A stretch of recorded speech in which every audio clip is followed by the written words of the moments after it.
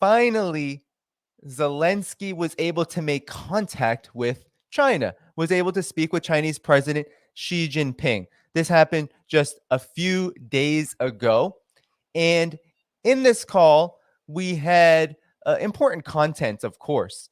China is going to send a special envoy to deliberate on peace with Ukraine, as well as several other parties involved in the conflict. Of course, Ukraine also had some business matters. It had to appoint a new ambassador, and there was relatively cordial conversation between the two, with Zelensky encouraging the Chinese role in the peace process, which some would say, oh, well, that's a good thing, right? Well, we have to look at this a little deeper. I think number one, this call signifies what the US has become, which is an irrelevant empire in decline. China did not bother to deliberate with the United States. It's not even taking Joe Biden's phone call. And Antony Blinken, who supposedly was set to visit China earlier in the winter, late in the winter, early spring, has not been able to go to Beijing. Why? Well, you guessed it, the whole Chinese balloon incident, and then over and over and over again, more and more issues diplomatically with the United States, now with this whole Chinese police station, McCarthyist business. So they're not talking. In China, Xi Jinping and the rest, they are not interested in the U.S. and what the U.S. has to say. They are talking to Zelensky directly. And this comes after, of course, the historic summit between Putin and Xi Jinping in Moscow.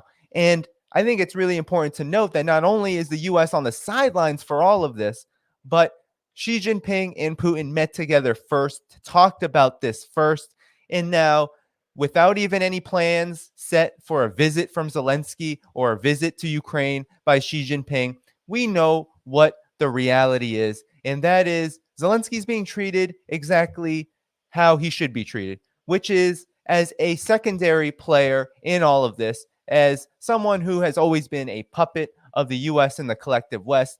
And Xi Jinping and China is saying, well, it's time to warn you about what is about to happen.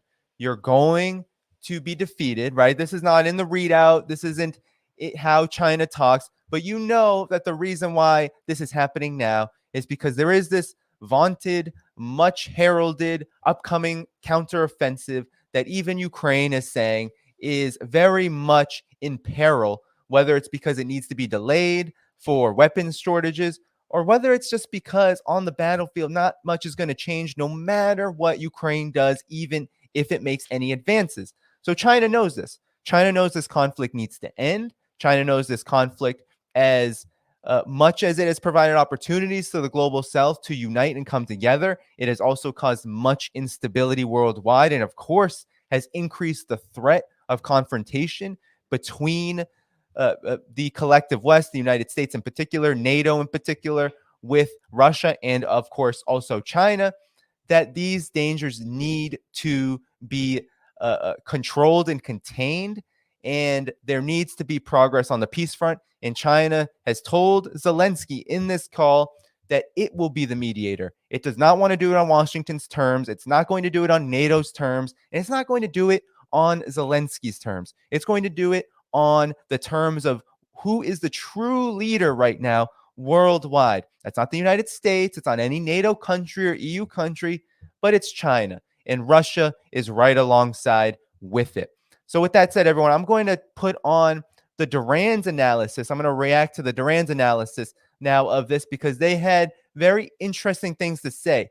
And I want to also then play, or read, I should say, the Global Times editorial that they reference, because I think it is the most instructive on what actually happened in this call, because we don't often hear the Chinese side.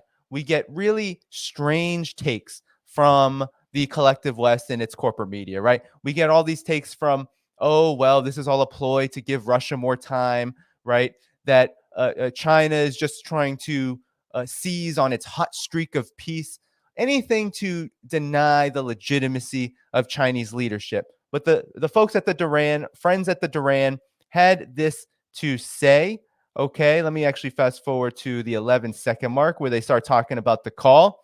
And let's get started. I'll stop periodically. We'll listen to just a short amount of this. Zelensky finally got the call that he's been asking for, some would say begging for. A couple of quick thoughts. Xi Jinping still has not talked to Biden. He doesn't want to talk to Biden. He is not letting Anthony Blinken travel to Beijing. He doesn't want to see Anthony Blinken in Beijing. He said that he will talk to Zelensky when the time is right, something along those lines. He says, when the time is right, I will accept a call from Zelensky. And I think we're going to talk about the global times and how they analyze this phone call, because the analysis from the collective West media is crap. Absolutely. I was about to use a very bad, an even worse word, but I'll just label it as crap. I'll call it crap because they're coming up with all kinds of strange theories, ranging from China is trying to buy time for Russia, all the way to China is desperate to continue its partnership with the EU, so they're trying to kiss up to Zelensky. I mean, they're coming out with all kinds of bizarre, wacko theories. But I think if you really want to find out the essence, the purpose of this call, you have to go to Chinese state media. That's my opinion. Absolutely. The Global Times is the best source for that. Global Times, and they've done an editorial about it, and they've given an article. And by the way, over the last few hours, the Chinese Foreign Ministry has now provided a readout, and the readout is extremely interesting indeed. Now, let's just first of all hold on to that first point that you made. Xi Jinping, you won't talk to Joe Biden. You won't receive Blinken in Beijing. The Chinese Defense Ministry won't pick up the phone when Lloyd Austin calls. All of these people are still in China won't deal with any of these people at all. They prefer to deal with Zelensky, of all people. I mean, Biden has been relegated by China to a level below Zelensky. I mean, that is incredible. That is deeply, deeply insulting, if you think about it, to the US. So first things first, this was a telephone call. Not a virtual meeting, certainly not any kind of summit, no suggestion Zelensky's getting an invitation to Beijing. The second is the time is right. Why is the time right now? Ukraine is about to launch its offensive. There's been a whole host of articles. There's a new one, by the way, this morning on the BBC about Ukraine, its army being exhausted, it being out of ammunition. The BBC says that, when they launch multiple rocket launchers, they used to be able to launch 40 rockets at a time. Now they can only launch 2. They found a Buk missile, surface-to-air missile station. It's only got 2 missiles instead of 4, and the operator says that they can't maintain it because they can't get spare parts, so it's almost out of commission. The Ukrainian defense minister, Reznikov, has just issued a statement, says that they're completely essentially out of S-300 missiles, which was their major weapon system. The BBC again says that they're having to ration ammunition because they're out of ammunition. Another Ukrainian soldier tells the BBC Ukraine is exhausted. So all of this on the eve of an offensive. So what does Xi Jinping do? He comes along, he has this telephone call with Zelensky. I just want to pause it there, actually, because, I mean, that's just the reality. You don't think China follows these developments? You don't think China is well aware that Ukraine's situation is not favorable right now? No, this is all about China following this conflict very closely, understanding the balance of forces. The situation is not favorable to Ukraine. This counteroffensive is likely only going to cause more damage to Ukraine militarily, economically, on and on and on. China does not want to see more fighting. So, of course, the time is right here now that you have both the Western media and you have Ukrainian officials saying, hey, we're not going to succeed unless we get more. Well, China's saying, well, you can succeed in another way, and that is ending the hostilities, stopping this absolutely ridiculous war, this ridiculous conflict, which is only going to cause more pain for you, and it's not going to end well. So how about you follow our lead and look at what we've done? Look at what we've done with Saudi Arabia and Iran. There's a lot that we can do to help you. All right, let's continue. He says a number of things, and you need to go to the readout. The readout is actually incredibly interesting. He says, you know, we've got a partnership with you, which has been going on for a long time. It's been based on mutual agreement on topics like sovereignty and territorial integrity. Now, notice the word mutual, because what Xi Jinping is doing there is he's warning Zelensky. The Americans are trying to get Taiwan into some form of independence. You've up to now supported the one China policy. Don't even think about changing that. We will not be happy if you do. This strategic partnership that we've had with you for 31 years now depends on that. You're in real danger if you do this. And then he goes on and talks to Zelensky, and he says, look, you need to talk to the Russians. You need an immediate ceasefire. You need negotiations to start now. And you also need to consider that peace in Ukraine can only be achieved within a general reorganization of the strategic landscape in Europe. So that is what Xi Jinping actually said to Zelensky, according to the Chinese readout. So the Chinese basically telling Zelensky, look, you're on your last throw, you're out of ammunition, your men are tired, you can't win this war. This article in the BBC actually has Ukrainian soldiers telling the BBC if they don't win this year in this offensive, they're not going to win at all. So Xi Jinping telling Zelensky all of this says, negotiate now, sit down with the Russians now, agree peace, but that peace has to be essentially on our terms and Russia's terms, and not on America's terms or Europe's terms. And if you're thinking of follow your American friends over Taiwan, we're no longer your friends. Yeah, that's what it was. So I'm going to get to the readout. Actually, let me transition to that because I think that's really important here. I mean, that's exactly right.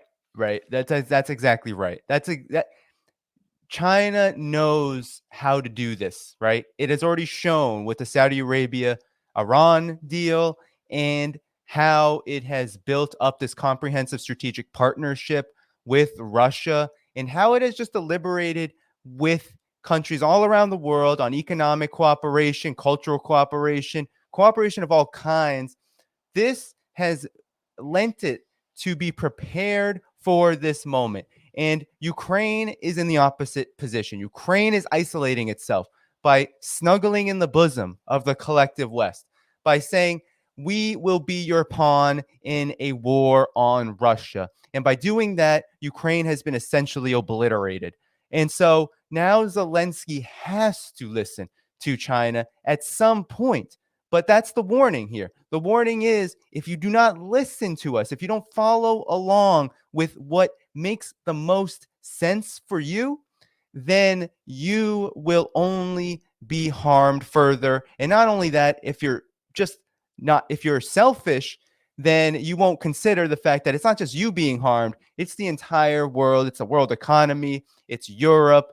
This destructive proxy war led by the United States, led by NATO, is absolutely causing immense damage, and Ukraine is on the forefront of that damage. So that's what Xi Jinping said. And now it's time for Ukraine, for Zelensky to heed that warning. And I like how the Duran talked about Taiwan here, because China is not unaware of the significance of Taiwan in all of this. Taiwan is the proxy war 2.0 for the United States against China this time. And Ukraine is kind of a testing ground for what it might look like to wage a similar proxy war on China through Taiwan. So China is using its leverage with Ukraine and saying, do not even think about going over to the US side on the Taiwan question, because we will no longer be partners with you in the same way. We will bring consequences. China will pull back on investment. You don't think Ukraine needs China for any kind of rebuilding efforts, with however territorially Ukraine should look after this conflict finally subsides, whenever that may be? It needs China. China is an incredibly important partner to Ukraine. Ukraine is a BRI country. It's a Belt and Road Initiative country. And before the coup in 2014, things looked pretty promising between Ukraine and China. And it's only deteriorated since then, to the point where China was not ready and not party to treating Ukraine as some kind of equal to Russia in this sense, because on the one hand, Russia has been a reliable friend.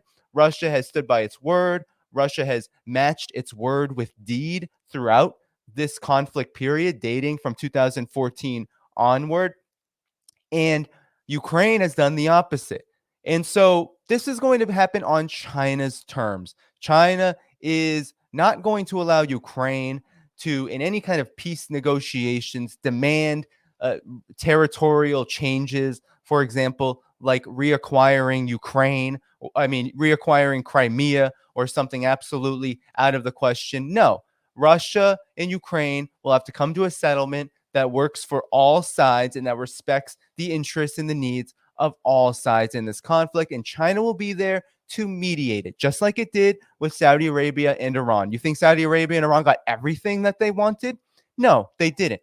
But they knew that there's this Yemen war quagmire that needs to be resolved. There's a lot of business that needs to get done in the region. There's a lot of economic activity that's being hurt by the US's hegemony and its absolute interference in the region. So it's time to put aside differences and cooperate on what we can agree on. That's what China will be expecting from Ukraine, and that's what it will be expecting from Russia and all parties. But it can rely more on Russia, of course, than it can Ukraine, because what has Ukraine done but follow the US side all along? So let's read that Chinese readout of the call. I have it up. It's from the foreign ministry, China's foreign ministry here. All right. So I'm actually going to let me change the format here so it's a little more visible, and I can zoom in actually a little bit. Let's see. All right. It's zoomed in a good amount. So this is the readout. President Xi Jinping speaks with Ukrainian President Vladimir Zelensky on the phone. On April 26th of April, President Xi Jinping spoke with Ukrainian President Vladimir Zelensky on the phone at the invitation of the latter. The two sides exchanged views on Ukraine-China relations and the Ukraine crisis. So you heard that? The latter, meaning that it was Zelensky that made the call and it was China that picked up. That's important. This wasn't China saying, all right, I'm going to pick up your call. I'm going to call you right now because you're a priority here. No, it was Ukraine saying, let's talk. Let's talk about this peace agreement. Things are getting a little dicey here.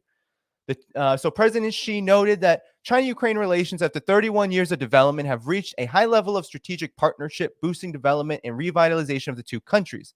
Xi commended Zelensky for stating on multiple occasions the importance he attaches to developing a bilateral relationship and advancing cooperation with China, and thanked Ukraine for its strong assistance in the evacuation of Chinese nationals last year. Mutual respect and sovereignty and territorial integrity is the political foundation of China-Ukraine relations. The two sides need to look to the future, view and handle bilateral relations from a long-term perspective, carry forward the tradition of mutual respect and sincerity, and take the China-Ukraine strategic partnership forward. China's readiness to develop relations with Ukraine is consistent and clear-cut. No matter how the international situation evolves, China will work with Ukraine to advance mutually beneficial cooperation. So this is important. This is the most important thing for me. Mutual respect for sovereignty and territorial integrity is the political foundation, meaning both sides, meaning don't get silly. Don't get silly, Ukraine. you need to understand that if you're going to work with us, if there's going to be any hope for peace, if there's going to be any hope for real, genuine leadership and cooperation with us around peace, you better believe that you need to respect our territorial integrity, because we know what has been happening in this war, and that this war is a lot about violating territorial integrity, and not just because Russia conducted a special military operation, but because Ukraine has huge aims to take majority Russian-speaking, Russian-populated areas from Russia on behalf of NATO. Believe that. Believe that China understands that. The two sides need to look to the future. So I read that. President Xi pointed out that the Ukraine crisis is evolving in complex ways with major impacts on the international landscape. On the Ukraine crisis, China always stands on the side of peace. Its core stance is to facilitate peace talks. He noted his proposals of 4 points of what must be done, 4 things the international community must do together, in 3 observations. On this basis, China released its position on the political settlement of the Ukraine crisis. China did not create the Ukraine crisis, nor is it a party to it. As a permanent member of the UN Security Council and a responsible major country, China would not sit idly by, nor would it add fuel to the fire, still less exploit the situation for self-gains. Everything China does is above board. Dialogue and negotiation are the only way forward that are viable. There's no winner in nuclear wars. On the nuclear issue, all relevant parties must stay calm and exercise restraint, truly act in the interests of their own future and that of humanity, and jointly manage the crisis. With rational thinking and voices now on the rise, it is important to seize the opportunity and build up favorable conditions for the political settlement of the crisis. So here you go. Everything China does is above board. It is saying, China's foreign ministry is saying, Xi Jinping was saying in this call, that China is transparent. China is honest here. China has done exactly what you would expect a major country to do in a situation of conflict, which is not pour fuel on the fire, not take any kind of side in the conflict, but to navigate the conflict in its own best interests, in the interests of humanity. And it has been very clear about what that is. And that is a political settlement to this crisis, and not politicizing this war to try to, and this is, I think, a response to how the U.S. has spoken about this conflict and has spoken about China. This is a response to all of that propaganda saying China's sending weapons, China's working with Russia. No, China's saying we will relate to the players in this conflict in a way that is honest and in a way that is beneficial to everyone. Would it be beneficial for China to try to isolate Russia with the U.S.? No, it would hurt the world economy more. It would hurt China, and it would hurt the collective West in the United States, believe it or not, even though they are too boneheaded and idiotic and stupid to believe that and understand it. So China knows what has to be done, and that's a political settlement on this crisis. And it says right here, there are no winners in nuclear war. That is very direct from Xi Jinping, saying, no, if you decide to continue this war, you are provoking the nuclear question, and there could be a nuclear proliferation. It's already happening. NATO is all about that. China's well aware of all of this. Believe it. So with rational thinking and voices now on the... Okay, so it is hoped that all parties would seriously reflect on the Ukraine crisis and jointly explore ways to bring lasting peace and security to Europe through dialogue. China will continue to facilitate talks for peace and make efforts for early ceasefire and restoration of peace. China will send the special representative of the Chinese government of Eurasian affairs to Ukraine and other countries to have in-depth communication with all parties on the political settlement of the crisis. China has sent multiple batches of humanitarian assistance to Ukraine and will keep providing help to the best of its ability. Zelensky here, so you see very little Zelensky in this readout. Zelensky congratulated Xi on his re-election and commended China for its remarkable achievements. He expressed confidence that under the leadership of President Xi, China will successfully address various challenges and continue to move forward. China opposed the purposes and principles of the UN Charter and international affairs and has significant influence on the international stage. The Ukraine side is committed to the One China policy and hopes to advance all-around bilateral cooperation with China, open up a new chapter in Ukraine-China relations, and jointly safeguard peace and stability. Ha, ha, ha, right? Zelensky shared his view on the current state of the Ukraine crisis. He thanked China for the humanitarian assistance to Ukraine and welcomed China's important role in restoring peace and seeking diplomatic solutions to the crisis. While I laughed there because it's funny, because Ukraine is not interested in that at all, at least in terms of its current political formation, its government. It is very interesting to note that Ukraine, Zelensky, was very clear to walk the Chinese line. He was not going to go against what President Xi has laid out for Ukraine. And that is an interesting development, right? An interesting development that the US side, NATO, the puppeteers pulling Zelensky's puppet strings had no ability to influence Zelensky's words in this process, in this call. And that is very telling of where the United States, where the collective West in particular is. It is not in a situation to successfully negotiate, broker, or even influence, because we're talking about influence here. We're not just talking about whether something will happen or whether it won't. We're talking about, let me actually get this off the screen. We're talking about how Zelensky was compelled to affirm the one China principle as the very first thing that he said in response to President Xi Jinping's comments. He said, we affirm the one China principle. Why do you think that is? It's because any hesitation on that is a red line and a non-starter for China. And Zelensky is obviously eyeing Chinese assistance for something. Of course, Ukraine, even as their government is currently constituted, needs, it's not even about wanting, it's about needing Chinese economic assistance and cooperation. That's no question. But it also stands to be that Zelensky has to toe the line politically with China because there's obviously something brewing. There is something brewing in the background here. And that is the reality of this conflict that we have been talking about on this channel since the beginning, that I have talked about on other channels. I've been on the Duran's been on here, Brian Berletic's been on here, all the geopolitics community, Pepe Escobar, all of them have said the same thing. Scott Ritter, we've all been saying the same thing. We've been saying that this conflict is in Russia's favor. It's Russia's to lose, and it's Ukraine's to it's Russia's to win, and it's Ukraine's to lose. And that's the trajectory that is not going to change. So Zelensky knows that, because whether it's Zelensky, whether it's Reznikov, whether it's Zelensky himself, they've all sounded the alarm at some point in the last 6 months since they've been talking about this counteroffensive, give us a new army, give us more weapons, all of this.